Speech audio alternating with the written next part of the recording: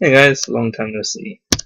Well, I've been away for a little while, and many of you will see this video popping up in your subscription feed and wondering either who the hell I am or where the hell I've been. Well, basically, I went away to find myself a glass of wine, and I found one, which should make the video really interesting. Because this was full at the start. I got a video response from a guy called Brendan, who is deeming himself to be the Amazing Evolutionist. And he responded to me with a video.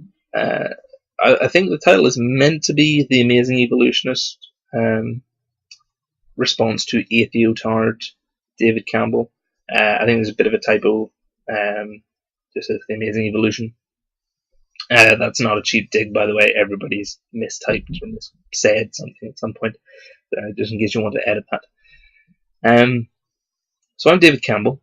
I'll get that one cleared and out of the way. Atheotard.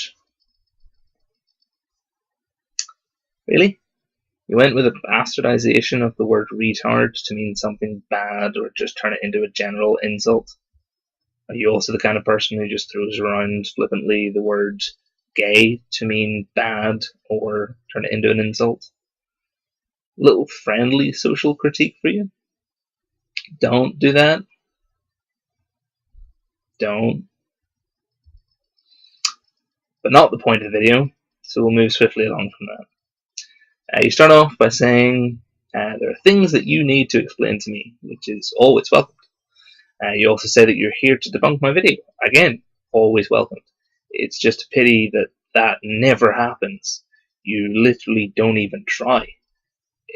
That just sort of, it's put out there at the start and then dropped immediately. Instead, you throw a couple of personal digs my way and misquote me a couple of times, which is always fun. So you claim that I said, accepting evolution and believing in God don't mix. Never said that. I was saying that a literal interpretation of the Bible and accepting the theory of evolution don't mix. I also went on to say, which is another one of your misquotes of me, that there are parts of the Bible which could be deemed to be metaphorical.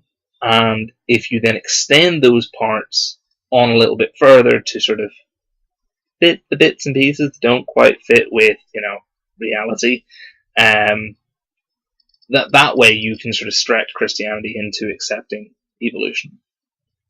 But I said there were major problems with that, and specifically said I didn't want to go into that in that video for the sake of brevity. And I will also do that here, but if you want me to expand on that, fine, ask me to do so. Instead you really liked to throw in a couple of digs. So you said that I was so fucking dead in the video, I didn't have much personality. Well, congratulations on being able to find a 4-year-old video on a channel that's been on hiatus for over 3 years, and then, of all things, post a response criticizing the way I said stuffs. Well done, really. If you had actually made any argument, that wouldn't have helped it at all. Really, it probably would have hindered it, because ad hominem attacks don't really go down too well on the internets. Not so much. You also said that I didn't really explain much in the video. Well, I do apologise if the video was not quite as direct as it necessarily could have been, or made the point quite as clearly as I should have done. To clarify, the point of the video was this: if evolution is true, then there was no Adam and Eve. At least not in the biblical sense that we can think of. There was no Garden of Eden. There was no tree of knowledge. There was no 6 days, or tree of knowledge of good and evil, sorry, is the full title, I believe. There was no 6 days of creation. If there was no tree of knowledge of good and evil, then they couldn't have eaten from it. They couldn't have eaten from it, they couldn't have fallen from grace. If they couldn't have fallen from grace, then sin didn't enter the world. If sin didn't enter the world, then if Yeshua even existed, and he was the son of Yahweh, and he died, and he came back from the dead 3 days later, then he died for nothing. Really, all of that, no reason, because the whole point of him dying was to be able to forgive mankind's sins, and there's a whole different problem, but anyway, let's skip past that one. He died for nothing. That was my point in the entire video, saying that he just, none of it makes sense. You have to have a literal interpretation, at least for that part of the Bible anyway, to make the rest of Christianity make sense. Otherwise, you really just have to stretch stuff quite a lot, which you've got no basis for whatsoever. You're just really guessing, which is essentially the gist of a lot of religion. I deserve wine for that. Oh, the mind works great on alcohol, apparently. Finally, you said that I should look up biologos.org. I had a quick look at it. Looks like an interesting website. But you will have to do a heck of a lot better than throwing an entire website at me. Give me something specific. Give me an article. Or, heaven forbid, explain it yourself with your own understanding.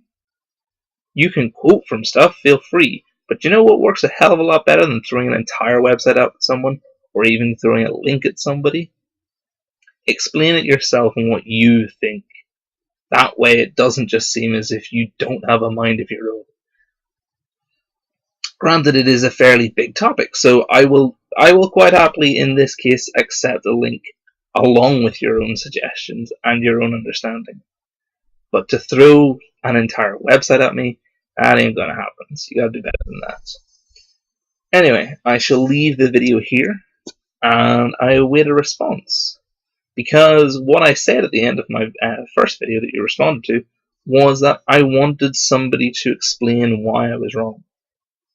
And contrary to the first thing you said in your video, that you had things that you needed to explain to me, you never did it. Do so. Bye, guys.